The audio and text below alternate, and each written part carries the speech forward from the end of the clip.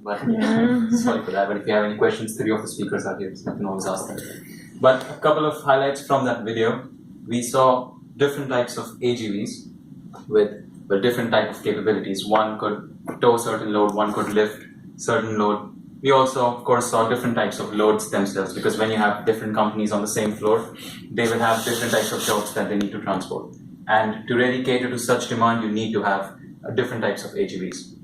Which brings me to the problem definition. The problem definition for me was to make a module that can make use of look-ahead information and schedule these transport requests from coming in from multiple tenants on a heterogeneous AGV fleet. So now let's look at how the transport requests are structured. What information do they have? So you can see, for example, all of them have a time window. Sometimes they don't. It's also just urgent requests, which you get to know at the moment. But if you have look-ahead information, you know when the request is going to come in and when is it expected to be delivered. You also have a penalty. So if you're late, it requires to be delivered by 1 o'clock. But if you're late, then there's a tardiness penalty based on that. All requests, since they're different, also have some sort of capability requirement. This one is a heavy load that needs to be lifted, while that one is a light load that needs to be towed. All of them have a source and a destination node, which is based on the layout. But of course, this tardiness penalty, it can vary from being very high, because this could be production critical to, for example, this one, which is just tool chip container. If it's late by a half an hour or 1 hour, it's going to have less penalty. Also, in terms of heterogeneous AGV fleet, they have capabilities of their own. So, for example, the first one more or less says, it can lift heavy and light loads. The next one can tow light loads, and the last one has a robotic arm. So all of these characteristics are used to really match the AGV to a request and vice versa. Other characteristics are similar. You have a travel cost. This AGV has an operational cost of 720 euros per hour, for example. This one has a little less, that one has a little more. So all of these are used in the algorithm. But apart from that, we use the speed, that's just the travel speed, charging rate, and discharging rate. So let's now talk about the current practice. The current practice at the company is a dispatching rule. And a dispatching rule, as the name suggests, is just a fuzzy rule. Just it says, if a job comes in, get the nearest AGV and send it to that request. So it doesn't really make use of look ahead. It's all very flowchart type of a process.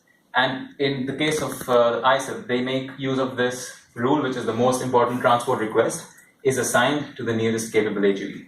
And the importance of a job is defined by its earliest due date. So whichever is required first is considered most important. To simulate this, we made a simulation model. And this simulation model was built on AnyLogic software. And this was the layout that I used. And this layout has about 41 different pickup and delivery nodes in orange. And these are all charging nodes in green, where the AGVs, basically, if they fall short of charge, come back and charge. So, you see short video. Different types of AGVs, and whenever a new request comes in, these AGVs respond to those requests. So there's this one for that one, and then perhaps there'll be a load here which will request for this one. So all of these AGVs are now responding to jobs when they come in, and that's how dispatching rule typically works. And of course, if there are multiple jobs that require to be done on the same AGV, then whichever has the earlier due date is served first. So that's the rule based on which this dispatching is working. It's being delivered to a destination node. So I think that gives an idea of how this works. All right. Second. So first of all, we needed to make an exact model, because that current practice was the baseline. We know what the current performance is. But through an ILP model, we kind of find out what is the best you can do. And that's why we modeled this problem as an ILP, integer linear programming model. And this was the objective. The objective was a weighted sum of tardiness cost and total travel cost. And this alpha here is like a switch, which is an input, which is given to the company. If they want to, for example, prioritize tardiness, they want to minimize tardiness, then they can slide this towards tardiness. And this objective function tries to minimize tardiness, but gives more importance to tardiness. If it's towards that side, it gives more importance to total travel time. So this is the objective function, just a sum of two different objectives. And we have a set of equations, which is This one here is sequence constraints. So I will not go in detail, but basically this ILP model has 4 sets of constraints. One looks at the sequence, another one looks at the time windows, and the next one looks at the battery constraints. Okay, 1 minute.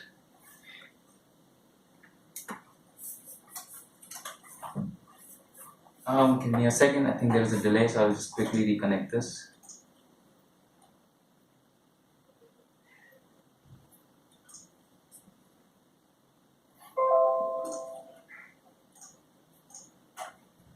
Yeah. All right. So this math model sets a benchmark, and well, when we do a performance analysis on this one, the graph on the left. This was built on Groby. Groby is a Python solver for linear programs, and we see that the time it takes Groby to find the first solution it scales with the number of jobs that you need to schedule. So here you need to schedule 15 requests, and it already takes it 82 seconds to find a solution, which is not acceptable because in a dynamic environment such as that of a shop floor, you need a solution fast. And that's one motivation to go for heuristic. But also when you compare it with the company's current practice, this is the cost, and lower cost is obviously better. So you see that the ILP model, we see when the jobs to schedule increases, this gap also increases. That means there is scope for improvement, but ILP just cannot do it in let's say a reasonable amount of time. So that was the motivation to go for something that we call math heuristic. And a math heuristic is just a combination of a meta heuristic and a math model. The meta heuristic that we use, because ILP was a combination of sequencing, the first set of constraints with scheduling. And sequencing was the part in ILP that took the most amount of time. So that's why we kind of outsourced that part to ALNS, or it's called Adaptive Large Neighborhood Search. So let's talk about ALNS. This was introduced in 2006, so not very long ago. And it was an extension to a class of heuristics called Large Neighborhood Search. Basically, large neighborhood search takes a solution and destroys it and repairs it and does a very big change in a solution. But it only uses one method to do so. Adaptive large neighborhood search makes use of multiple methods. It uses, in our case, we use 16 methods to destroy and repair the solutions. But since its inception in 2006, you can see that the interest has grown rapidly, which is always a good sign because then you know more and more people are using it because it's effective. It has worked well for the pickup and delivery problem with time window. Basically, that's the class of the problem we are solving. And here we show just an intuition of how ALNS is searching for solutions. It is making large changes in each iteration, sometimes about 30 to 40%, and that kind of prevents it from getting stuck in some sort of local minima. So it's also very fast, and that's another motivation for us to go for this sort of algorithm. It also allows us to use parallel heuristics because practically speaking, my computer will not be able to solve the problem of the whole shop floor. But now you want this, if you want to extend this algorithm, that's it, for practical uses, then you also need to have some sort of parallel computing or faster processors. So I will come to that in later sections.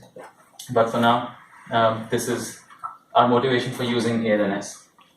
By the way, if there is something that you want to ask, please ask, because I'm going at a fast pace, I think. So if there's any questions, just ask. All right, so how does ALNS work? ALNS takes a solution. There are different destroy methods. It selects one based on their probabilities, and you get a partial solution. Then you also have a set of repair methods. So it rebuilds this partial method into another solution, and then you compare it with the initial solutions. If your new solution is better than your previous solution, you're rewarded by a certain quantity. If it's not as good or it's bad, then you kind of penalize it. So that's how the ALNS algorithm works, and that's kind of the workflow of how ALNS is looking for solutions. So in our case, we make use of two different classes of destroy and repair methods. So one is when we only look at the transport requests. So imagine this as a solution. You have different AGVs, you have different transport requests sequenced on them, and now you want to apply one cycle of destroy and repair. So ALNS first, based on one of its destroy methods, selects the request that it needs to destroy, and then these methods are destroyed to get a partial solution, this is not the complete solution, then the repair heuristic is chosen and a new solution is found. This is a sequence which is then evaluated, and based on the performance, the chosen destroy and repair method is rewarded or penalized. Similarly, we have another class of destroy and repair methods that only look at charging requests. And they also